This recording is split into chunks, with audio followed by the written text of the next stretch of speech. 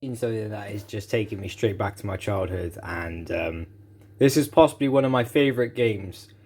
JAK 2 turns 17 today. On October 14th, 2013, we launched JAK 2 on the PlayStation 2. I had it on the very first day it came out. What were some of your favorite memories in JAK 2? Some of my favorite memories in JAK 2, turning into Dark Jak. I thought that was absolutely amazing how you could turn into Dark Jak using the hover slash surf board. That was awesome. The little tricks that you could do, all the different races, the fact that you could just jack up cars, and they kind of made it in a way reminiscent to GTA.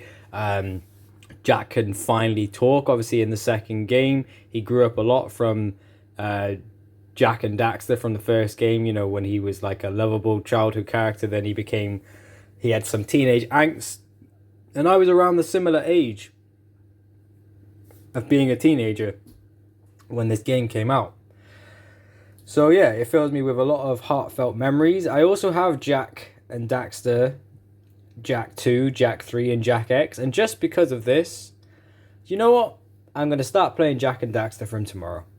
Because the fact that Naughty Dog have created so many brilliant games that have been part of my childhood, part of my life, and part of my journey as a gamer. And this is probably one of my favorite games that come out of the Naughty Dog studio franchise, whatever you want to call them. And I liked all the new guns that you could get in Jak 2. We had a big emphasis on guns, gun mods. Working for, at one point, you have to do missions for the Crimson, I think they call the Crimson Dawn or whatever they're called, the guards.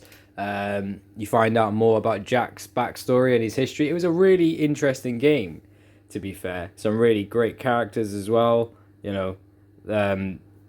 Great voice acting, great levels. I really enjoyed this game, and I know a lot of people like Jak 3 more, but for me, Jak 2 was the perfect game. It was the perfect game. So much replayability, so many hours I spent in that game, like currently and back in the day. I think I've owned that game like 5 times since it originally came out. And I've never regretted buying it. I've had so much fun playing that game. Jak and Daxter was a franchise that I was very invested into. I even had the Daxter PSP game. I even had the Lost Precursor. I know it wasn't a brilliant game.